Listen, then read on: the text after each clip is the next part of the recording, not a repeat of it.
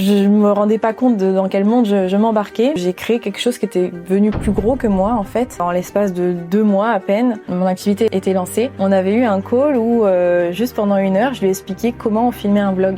Parce qu'il savait pas en fait. Faire du simple face caméra, se poser et puis parler pendant 2 minutes, non. Du TikTok ou du Instagram, ça va vite. Donc quand ça va vite, il faut produire plus. J'avais envie de porter plus loin encore ce projet-là. Et de l'autre côté, il fallait quand même que je gagne un peu d'argent parce que il fallait bien que je mange quoi. Ça a été une phase un peu compliquée jusqu'au moment où je décide de...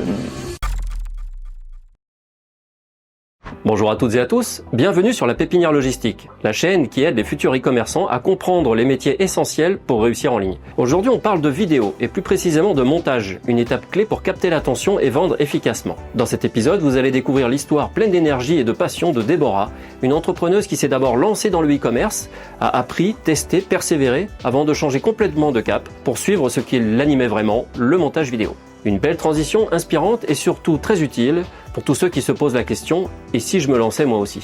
Bonjour Déborah. Bonjour Laurent. On s'est rencontrés il y a quelques années, tu avais créé ta boutique en ligne, Yum. Tu faisais de la vente de biscuits sur une thématique bien précise. J'aurais voulu aujourd'hui que tu nous racontes ton parcours, comment tu as eu l'idée de ce produit, cette marque. Ah oui, Yum, c'était ma première et plus grande aventure entrepreneuriale jusqu'à présent, on va dire, sur cet aspect en mode start-up. Alors j'étais toute seule, je me suis lancée, j'étais assez jeune, j'avais 23-24 ans. Et donc c'était un projet qui m'est venu en sortie d'études tout juste, donc je me suis lancée directement après ça. Donc Yum, c'est une marque de biscuits, c'était une marque de biscuits qui a des bienfaits sur la digestion parce qu'ils sont enrichis avec un super aliment qui s'appelle le psyllium blond. Comment j'ai découvert ça, comment l'idée m'est venue, etc. C'est parce que moi-même j'étais sujette à des gros problèmes digestifs suite à un épisode anorexique qui m'a suivi pendant un moment et qui m'avait causé tout un tas de dérèglements hormonaux et du microbiote intestinal. Et donc j'avais découvert ce super aliment sur les conseils d'une pharmacienne, etc. Et ça avait vraiment bien fonctionné. Et c'est là que je me suis dit, c'est un super aliment qui est naturel et pourtant c'est pas très connu. Avant ça, j'en avais jamais entendu parler. Et je vois que ça se trouve assez facilement quand même, que ce soit en pharmacie ou en magasin bio. Voilà. D'abord, Yum, c'était un simple blog de recettes. Que j'animais du coup, que j'ai ouvert en fait pendant la période du Covid. Donc pendant le premier confinement, je me suis occupée comme ça en fait. Je proposais des recettes avec ce super aliment pour aider les personnes qui, comme moi, souffraient de problèmes intestinaux et qui avaient besoin de régler ces problèmes-là, tout en se régalant avec des petites recettes sympas. Et avec les réseaux sociaux, etc., ça commençait à prendre, surtout quand j'ai commencé à parler de mes propres problèmes, de mon histoire avec l'anorexie et tout. Et il fut un moment, donc à la fin de mes études, où je me suis dit j'ai envie de pousser plus loin ce projet et de proposer quelque chose qui est prêt à consommer en fait à ces personnes-là, pour ceux qui n'ont pas envie de cuisiner, etc. Et c'est là que je me suis lancée dans cette aventure de la création d'une marque de biscuits. Donc du haut de mes 23 ans, je me rendais pas compte dans quel monde je m'embarquais, mais juste avec mes ambitions et mes rêves et mon envie d'aider les autres, j'y suis allée tête baissée et puis de toutes pièces et moi toute seule sans aucun associé, j'ai monté cette marque donc de la recherche R&D dans les recettes, etc. avec une personne qui était spécialisée. Alors justement, comment t'as trouvé la personne? Comment est-ce qu'on établit une recette d'un biscuit finalement? Parce que ça va être un produit qui va être accessible à l'ensemble du marché. Il doit y avoir certainement des règles. Est-ce qu'il y a un protocole normal à suivre pour trouver finalement celui qui va concevoir la recette, ensuite celui qui va fabriquer le produit?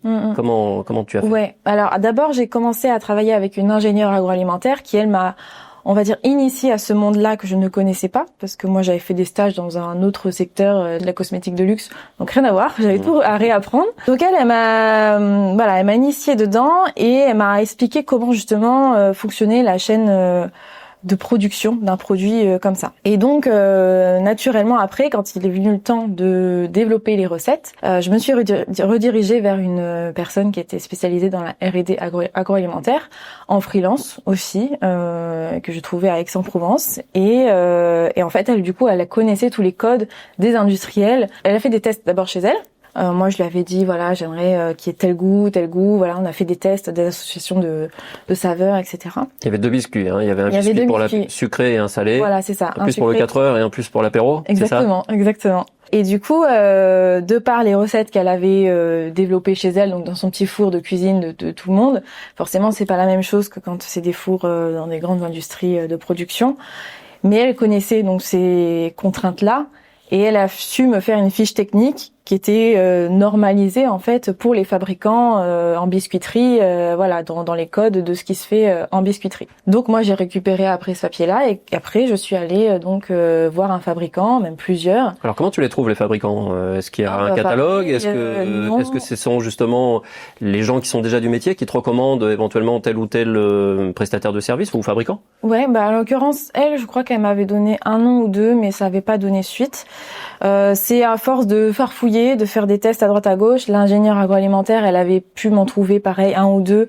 On avait fait des tests, mais ça convenait pas à ce que je voulais.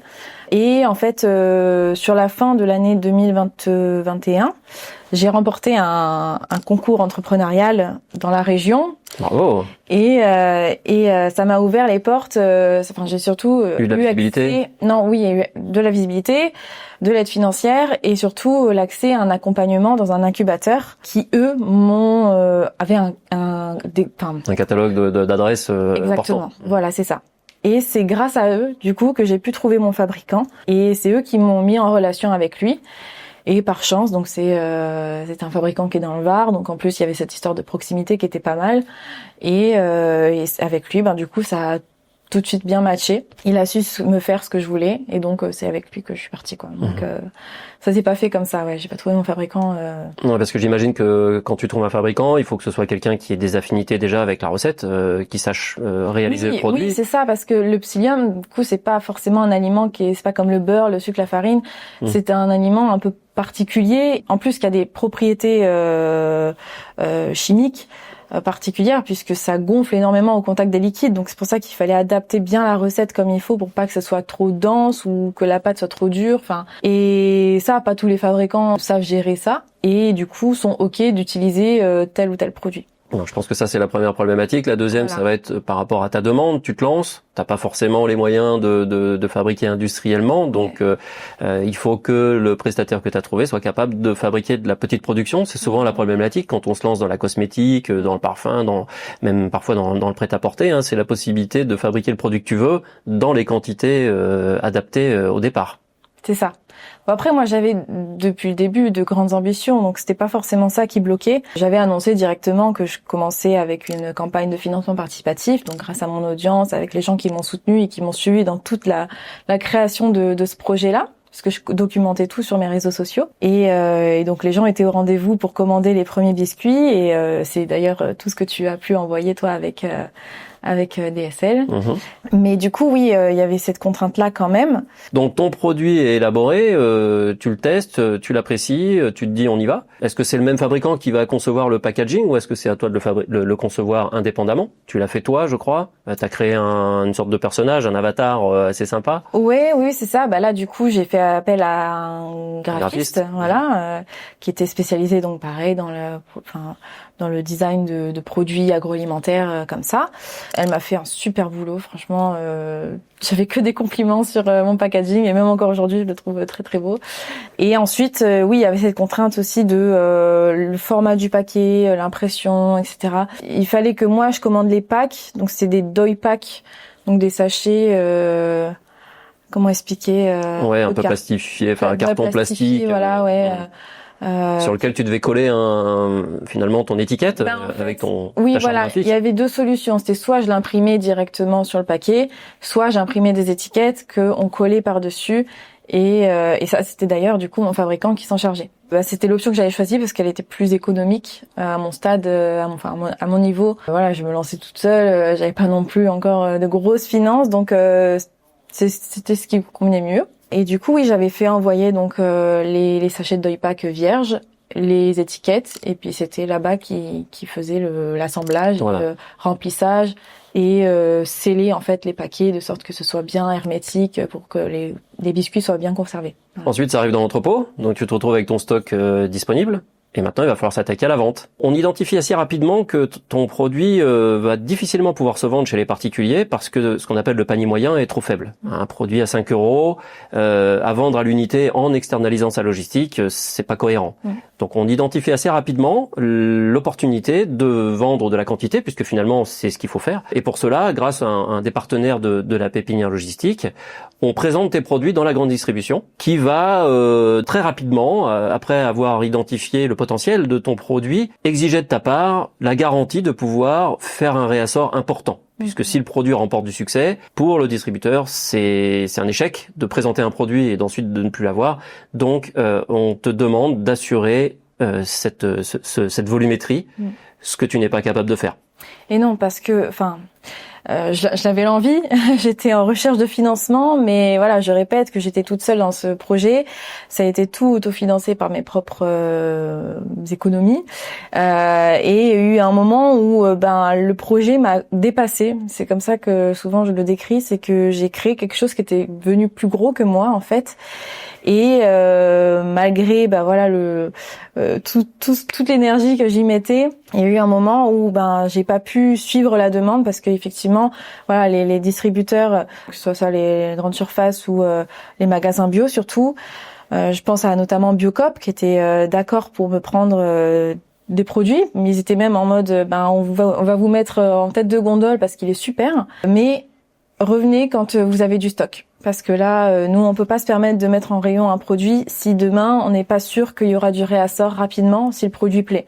Voilà, on peut pas se permettre d'avoir du rupture de stock dans le magasin. Donc, revenez quand vous avez du stock. Et du coup, là, c'était un peu le serpent qui se mord la queue parce que moi, j'avais besoin d'eux pour m'apporter des finances et mettre en marche la machine parce qu'elle était tout juste lancée avec la campagne de financement participatif. Mais j'avais pas encore assez de trésorerie pour avoir un BFR qui marche et qui fasse rouler l'entreprise. Donc là, c'est ce moment-là que je me suis retrouvée coincée parce que voilà, je me suis rendu compte qu'effectivement, il fallait des gros volumes dans cette industrie de l'agroalimentaire et que du coup, en vendant avec le site e-commerce en B2C, ça allait être un peu compliqué. Alors, il y avait ces systèmes aussi de créer des packs, par exemple 2 sachets de sucré, 2 sachets de salé pour augmenter le panier moyen. Mais voilà, j'ai pas eu le temps de mettre tout ça en place parce qu'en fait, naturellement, ayant des difficultés à subvenir aux besoins de cette entreprise et à mes propres besoins, vu que je rappelle que j'ai mis toutes mes économies dedans. Souvent, c'est le cas. Voilà. En parallèle, j'ai ouvert une micro-entreprise pour faire des missions en freelance. Donc, à l'époque, j'étais community manager. Et je faisais ça, du coup, vraiment, j'avais deux métiers, quoi. Et c'était pas vraiment viable parce que, d'un côté, j'avais envie de développer à fond Yum parce que c'était mon projet de cœur et c'était celui pour lequel j'avais beaucoup de rêves et d'ambition. J'avais envie de porter plus loin encore ce projet-là.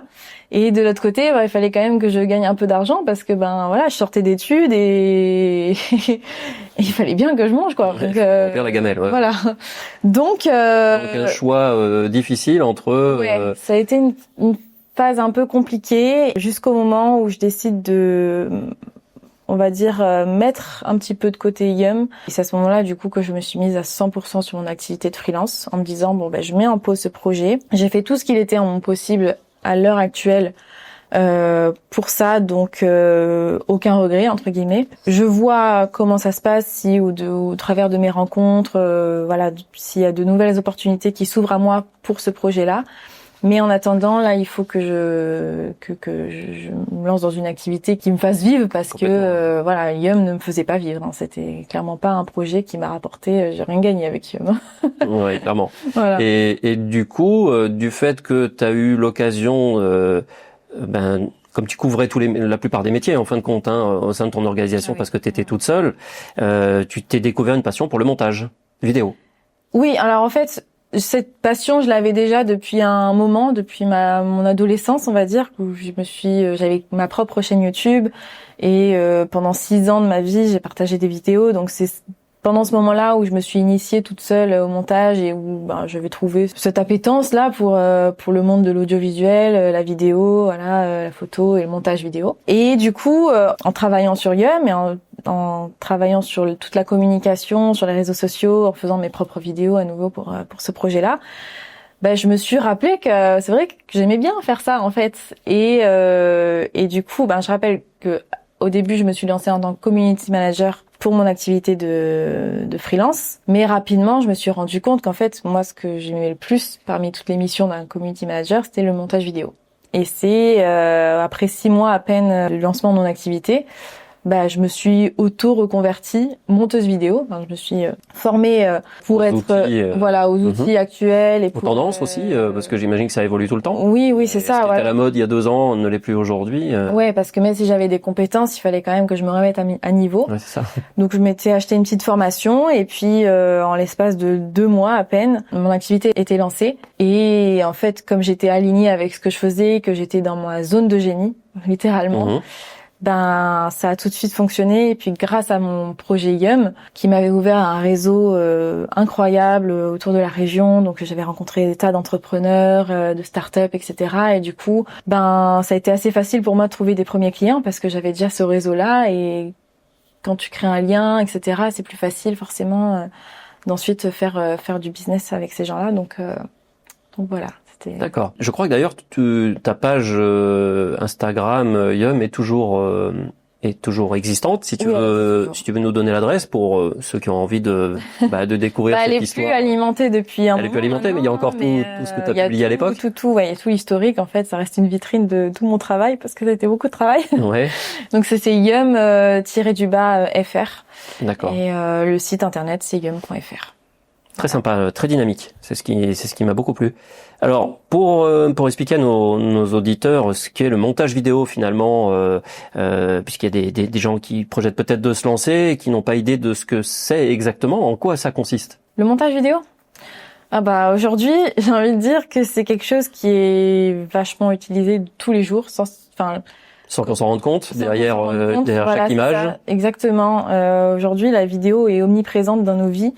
Que ce soit à la télé, dans les publicités, sur nos téléphones, au cinéma, partout en fait. Et étant donné que les réseaux sociaux aujourd'hui, c'est un gros canal, on va dire, d'acquisition pour que ce soit les startups, les sites e-commerce, ou moi je travaille en l'occurrence avec beaucoup de gens qui sont infopreneurs, donc ont des business en ligne, mais c'est des business immatériels en fait, donc c'est de la formation, c'est du produit digital, voilà. Ces gens-là ont besoin de vidéos pour se faire connaître, pour avoir de la visibilité.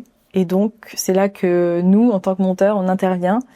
Donc, c'est après le travail de la personne qui a capté l'image, en fin de compte. Voilà, après, un film. Oui. Ensuite, toi, tu récupères ce qu'on appelle les rushs. Ouais, et ensuite, tu vas travailler au montage de ces rushs, dans lesquels tu vas incorporer, j'imagine, un petit peu d'animation. C'est ça, oui. Alors il y en a qui sont vidéastes et qui du coup sont là pour la captation et ensuite le montage. Moi, je fais que le montage vidéo, donc effectivement, je reçois les rushs de mes clients qui m'envoient et ensuite je les monte. Alors ça dépend le format. Je monte des réels, donc des shorts, des TikTok, tout ce qui est format vertical. C'est justement si tu peux développer un petit peu parce que en créant cette chaîne, la question s'est posée parce que moi-même j'étais néophyte en termes de vidéo et tu m'as bien éclairé sur certaines choses à savoir. Cette histoire de format vertical et horizontal, moi j'ai découvert qu'il fallait faire un choix. À un moment donné, par rapport au réseau social sur lequel on allait communiquer. Ah oui, forcément, oui. Par exemple, là, le podcast. Donc ce podcast-là qui est actuellement filmé et que je vais monter, du coup, on a fait en sorte que les plans soient pas trop serrés parce que quand on va les adapter pour les réseaux sociaux, il faut que l'image elle soit quand même adaptée aux dimensions, quoi. Donc effectivement, il y a des petites contraintes techniques comme ça à savoir, mais souvent mes clients qui m'envoient les vidéos, ils savent plus ou moins, donc sinon je leur fais un petit message pour leur dire la prochaine fois, voilà. Et effectivement, donc il y a plusieurs formats aujourd'hui, donc les formats verticaux pour les réseaux sociaux, les formats horizontaux pour YouTube ou pour de la vidéo de formation ou pour des vidéos de vente sur les pages de vente, on appelle ça les VSL, les ads aussi, je monte des formats ads, donc ça peut être pareil du vertical ou de l'horizontal. C'est quoi exactement le format? C'est des publicités. D'accord. Comme on peut en voir partout sur les réseaux sociaux ou même sur YouTube, les petites publicités qui arrivent avant les vidéos ou entre deux swipes sur Instagram, voilà. D'accord. Alors du coup, on va pas monter une vidéo de la même manière en fonction du support sur lequel on va communiquer. Si c'est sur YouTube, ça va pas être monté de la même manière que si c'est pour faire un réel sur un réseau social. Bah non, évidemment. Enfin, chaque réseau social a ses propres codes. La façon de consommer la vidéo ne va pas être la même sur TikTok que sur YouTube. C'est ça, on va plutôt avoir des versions courtes sur sur voilà. TikTok, Instagram, etc. Et sur YouTube, on peut avoir des versions longues. Oui, c'est ça. Sur TikTok, souvent, c'est des gens qui ils veulent juste passer le temps, se divertir, etc. Donc, ça défile. Tandis que quand on va sur YouTube, souvent, c'est peut-être pour chercher une information particulière, un tutoriel ou justement prendre le temps de se poser devant un format divertissant ou autre ou éducatif ou un format podcast comme celui-ci qu'on peut mettre limite en fond sans forcément regarder l'image, mais c'est du contenu long qu'on va regarder de A à Z et peu importe s'il fait 30, 45 minutes ou 1 heure, voilà.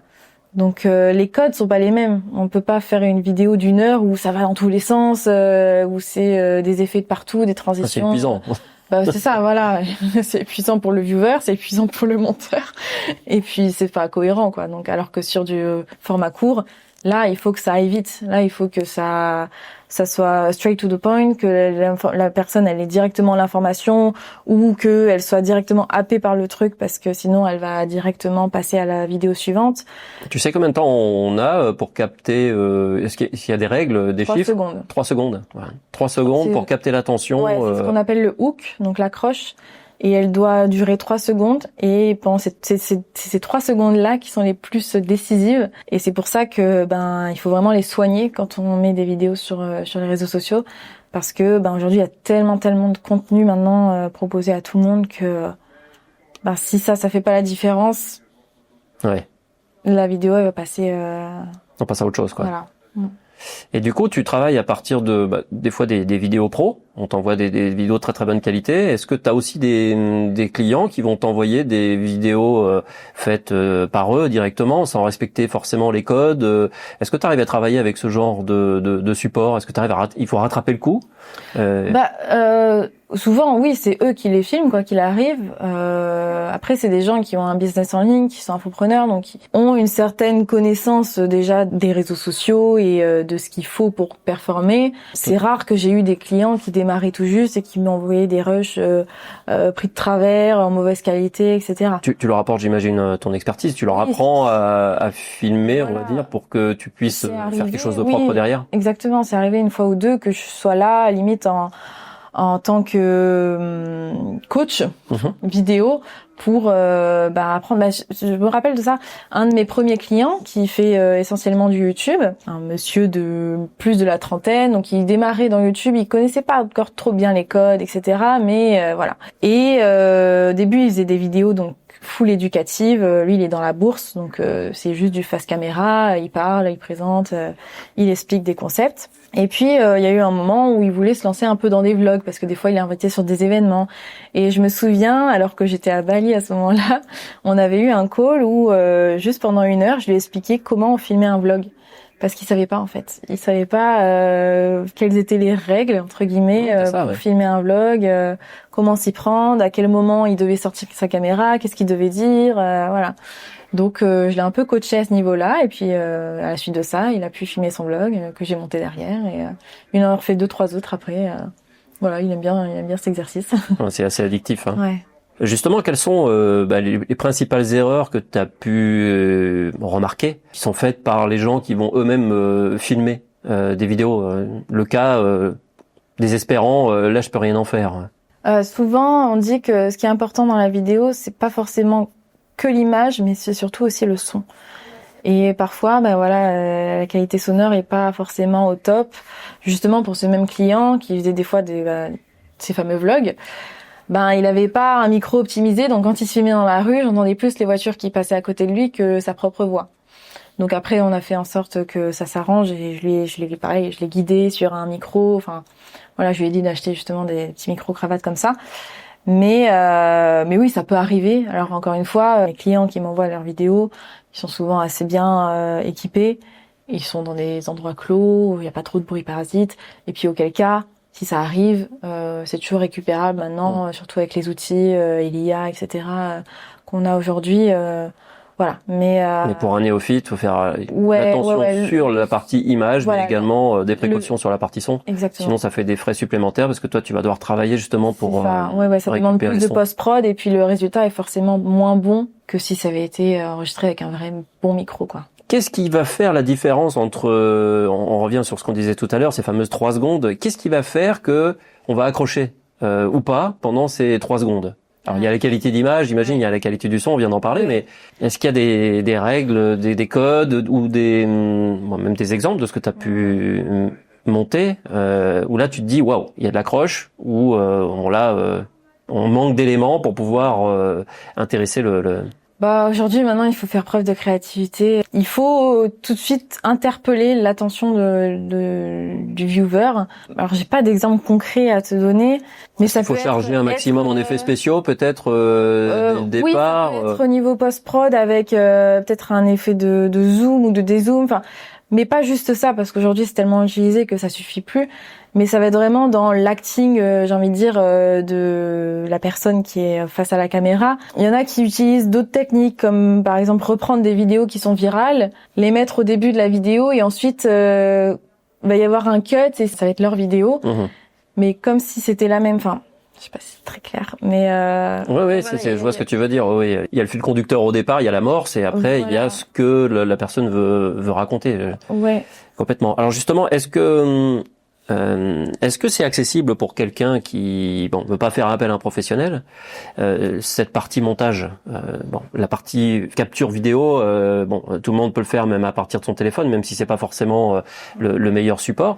Mais justement, la partie montage derrière, est-ce que c'est accessible à quelqu'un qui veut le faire indépendamment avec des logiciels, encore une fois, qui soient pas trop techniques? Qu'est-ce que tu... Alors, j'ai envie de te répondre oui, parce que n'importe qui, avec CapCut par exemple, qui est le logiciel qui est le plus facile d'utilisation pour un débutant, tu peux faire des montages, assez facilement, si c'est juste du plan à plan, quelques transitions, quelques ajouts de texte, etc. Mais souvent, moi, le type de client avec qui je travaille, c'est des gens qui ont du coup un business en ligne et qui ont pas le temps de s'occuper du montage vidéo, qui n'ont pas l'envie, qui n'ont pas les compétences et qui n'ont pas envie de se former à faire ça parce qu'ils ont d'autres choses en fait à faire, des équipes à gérer, de l'opérationnel, de la vente, des appels de prospection, enfin j'en sais rien, mais plein de choses autres, leur métier, autre que le montage vidéo. Donc ils délèguent cette partie-là à des gens comme moi qui sont eux dans leur zone de génie et qui va leur permettre de gagner du temps, de l'argent certainement. Et des compétences techniques qu'ils n'auraient jamais eues, même s'ils prenaient le temps de se former. Nous, c'est notre métier, quoi. Ouais, complètement. Chacun son rôle. Ouais. Et c'est vrai que c'est pas toujours accessible au départ à quelqu'un qui se lance de pouvoir faire appel systématiquement à chaque professionnel pour chaque étape. Non, c'est sûr qu'au début, quand on se lance, on magouille, comme moi, comme j'ai fait avec Yum, je magouillais tout, j'avais aucune compétence en création de produits, quoi. Déjà à la base, tu étais obligé de passer par un réseau professionnel pour fabriquer le produit. Voilà, j'ai fait appel avec des prestataires extérieurs pour m'aider. Tout ce qui était justement finance, comptabilité, tout ça, j'y connaissais rien. Le business plan, j'ai galéré à le faire parce que c'était pas mon langage en fait. Moi, je suis une nana qui est créative, qui aime bien le beau, le machin, justement, le visuel. Et là, on me parle de chiffres et de trucs c'était laborieux pour moi. Et ça aussi, à un moment, je me suis dit je vais le faire par quelqu'un d'autre parce que je m'en sors pas. Mais c'est vrai qu'au début, on a envie de tout faire, et puis surtout pas les moyens de déléguer, quoi. Donc pour ça qu'au début, n'importe qui peut monter des vidéos, mais ce sera pas le même résultat que si c'est fait par un monteur. Est-ce que tu pourrais nous décrire les tendances 2025 vidéo? Alors je sais que ça change très très vite. Ouais.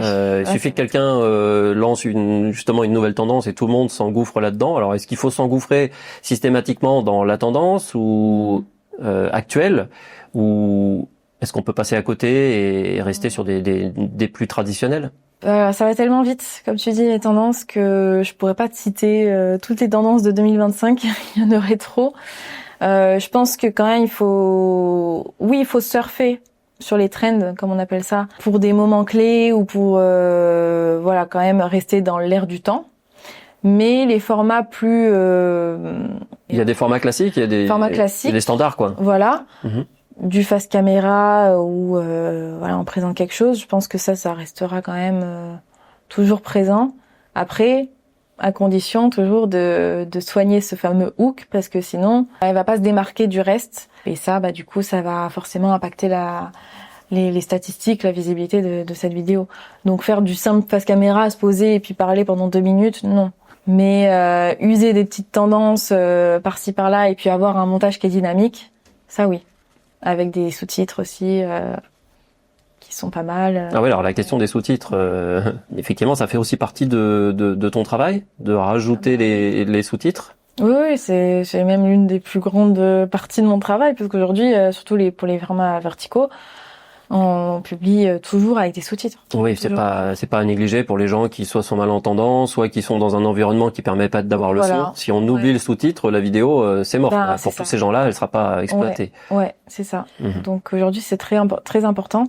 Donc moi, je le fais. Je m'aide un peu d'outils d'IA, mais très très peu en fait, parce que j'aime bien justement personnaliser à fond le format des sous-titres pour que ça colle à l'identité graphique de mon client, à son univers, à sa personnalité, au type d'audience qu'elle vise. Donc il y a vraiment tout un travail en amont qui est fait de ma part à ce niveau-là, quand la personne n'en a pas, parce que des fois j'ai des clients qui arrivent, ils ont déjà leur charte, ils ont déjà leur façon de fonctionner, et j'ai juste à répliquer ce qu'ils veulent, et puis bon, dans ce cas-là, j'ai pas forcément grand mot à dire, mais quand il y a ce travail de recherche artistique, de direction artistique, c'est là où c'est le plus fun pour moi, parce que du coup je peux m'amuser et puis créer tout un univers pour ce client-là. Et c'est, je pense, la partie que je préfère le plus dans mon travail. Ouais. La partie créa, effectivement, quand on te confie vraiment l'intégralité du travail. Ouais, c'est ça. Ouais. On dit souvent que quand on est sur les réseaux sociaux, enfin quand on fait de la vidéo, qu'il faut être régulier, récurrent.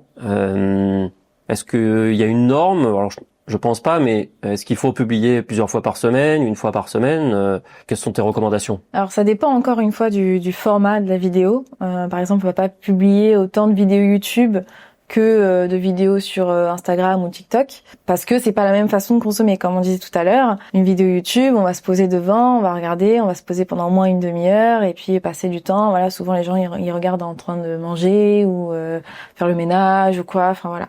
Tandis que du TikTok ou du Instagram, ça va vite. Donc quand ça va vite, il faut produire plus, tout simplement, parce que du coup les gens swipent et plus il y a de contenu, plus il y a de chances d'être visible.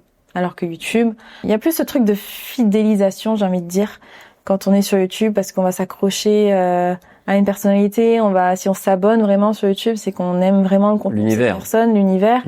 Et du coup, on est moins dans l'attente évidemment qu'il faut au moins, j'ai envie de dire, sur YouTube, 2 vidéos par mois, minimum. Le mieux, c'est d'en faire une par semaine. Mais je sais qu'une vidéo YouTube, c'est pas le même travail, que ce soit pour le créateur que pour le monteur. Donc ça demande de l'organisation. C'est pas impossible, hein. Je le fais déjà. Donc voilà, mais ça demande une certaine logistique, c'est vrai. Et par contre, pour les formats courts, comme c'est du court, faut que ça aille vite. Les tendances, ça va vite. Donc il faut toujours être là, présent, visible, et créer du contenu. Donc là, j'ai envie de dire 3 fois par semaine. C'est une bonne moyenne, ouais, je pense. Très bien. Alors pour finir, il y a une part de ta personnalité que j'aime bien, qui a rien à voir avec ton métier, mais c'est le fait que tu aies réussi à passer d'un projet qui nécessitait ta présence. Alors je parle du site e-commerce, qui nécessitait ta présence sur le territoire pour faire fonctionner la machine, avec justement cette transition que tu as fait vers un métier qui te permet aujourd'hui d'être nomade, et en partant avec ton ordinateur sous le bras, de pouvoir travailler n'importe où. Donc tu projettes de repartir en voyage, parce que tu parlais de Bali à un moment donné. Est-ce que tu projettes justement de parcourir le monde tout en ayant la possibilité d'exercer ton métier? Moi, je trouve ça assez fantastique, parce qu'on peut te transmettre. Enfin, aujourd'hui, on fonctionne comme ça. On te transmet les rushs, soit des vidéos qu'on fait nous, soit de nos clients, puisque tu es partenaire de la pépinière logistique. Grâce à la technologie, en fin de compte, tu récupères ce qu'on t'envoie et tu peux travailler à distance. Voilà. Parfois la nuit, quand nous on dort, toi tu travailles. Et oui, avec le décalage horaire. Bah oui, effectivement, quand je me suis lancée aussi en tant que freelance monteuse vidéo, après avoir passé plusieurs années sur Yum et dans un projet qui me demandait de rester présente au même endroit, il y avait cette petite part de moi qui appelait à voyager et à pouvoir tester cette vie de, comme on l'appelle, de digital nomade pour travailler de n'importe d'où. Et du coup, le montage vidéo, ça c'est vraiment ancré dans cette volonté-là. Donc j'ai démarré en France, forcément. Et quand j'ai pu avoir des revenus assez stables, dès que j'ai pu, je me suis pris mon premier billet d'avion pour partir à Bali, du coup qui a été la première destination que j'ai faite, et l'Asie du Sud-Est en général, parce que j'ai fait plein d'autres pays à ce moment-là. Je suis partie pendant 3 mois, et là ça a été un peu la révélation, parce que je me suis dit ok, ce style de vie est possible, c'est pas que juste les autres sur Instagram, je peux le vivre moi, et en plus de ça, je me retrouve vachement dans ce lifestyle-là, parce qu'on peut ne pas aimer aussi être toujours à droite à gauche, en sac à dos. Je pense à Salim, qui travaille aussi avec nous, qui lui disait « Moi, je pourrais pas faire ça parce que j'ai besoin d'avoir mon setup de travail fixe, d'être posé quelque part, et voilà, de travailler juste sur mon ordinateur portable, c'est pas possible. » Donc c'est pas non plus entre guillemets donné à tout le monde, mais moi je me retrouvais vachement dans ce mode de vie là, et en fait en étant plus heureuse, forcément il y a ce cercle vertueux qui s'est mis en marche. Mon activité elle a encore mieux fonctionné, j'ai envie de dire, quand je suis partie à l'étranger et quand j'ai commencé à avoir ce mode de vie là, parce que tout allait mieux quoi. Donc aujourd'hui c'est devenu vraiment un art de vivre, j'ai envie de dire. Donc je pars de temps en temps pendant X mois, et puis je reviens en France, et puis ensuite je repars. Donc là en l'occurrence je pars d'ici 2 semaines. Je repars en Asie du Sud-Est, et pour une durée indéterminée. J'ai pris qu'un billet simple. Génial. Et voilà. Pas d'inquiétude pour nos auditeurs qui voudraient travailler justement avec Déborah. Vous pouvez la retrouver directement en nous contactant via notre site internet www.dsl-paca.fr. Vous nous envoyez un message. Vous pouvez aussi communiquer via les réseaux sociaux, en commentaire ou en message privé. On peut vous mettre en relation avec Déborah si vous avez des projets de montage. Et puis, si vous souhaitez nous encourager, si vous avez aimé surtout le contenu, n'hésitez pas à mettre des pouces sous la vidéo, vous abonner, parler de nous. On va tâcher de continuer avec mon équipe à créer du contenu intéressant, encore une fois, pour intéresser les futurs e-commerçants ou ceux qui sont déjà en activité, qui veulent développer leur business. L'idée, c'est de vous donner les tips, les codes pour chacun des métiers, de ce que moi j'appelle la chaîne des métiers du e-commerce. Historiquement, notre métier, on l'exerce en tant que logisticien depuis 23 ans, mais il y a tout un tas de métiers avant la partie logistique qui sont tout aussi importants pour que le projet e-commerce fonctionne. On a malheureusement vécu au travers de notre parcours, parce qu'on a rencontré en 20 ans à peu près 1000 porteurs de projets e-commerce, des success stories, mais également des affaires qui auraient pu mieux fonctionner si les porteurs du projet avaient su s'entourer différemment. Encore une fois, l'idée c'est de donner de l'information, mais également des contacts avec des gens qui font partie de nos réseaux ou qui n'en font pas encore partie, mais qui nous rejoindront prochainement pour continuer à vous diffuser du contenu intéressant et stimulant. Merci Déborah pour ton intervention, pour tes conseils et puis cette belle histoire que tu nous as racontée. Merci à toi Laurent pour l'invitation. En tout cas, si certains de nos auditeurs veulent te poser des questions, j'imagine que tu sauras y répondre. Et puis si... Oui, bien sûr, si vous souhaitez me contacter ou juste qu'on échange comme ça, suite à cet épisode de podcast, j'ai aussi mes réseaux sociaux donc dédiés à mon activité de monteuse vidéo, debo.réseau sur Instagram. Envoyez-moi un petit DM et puis je serai ravie de faire votre connaissance. Merci beaucoup Déborah. Merci à bientôt. à toi, Laurent. À bientôt.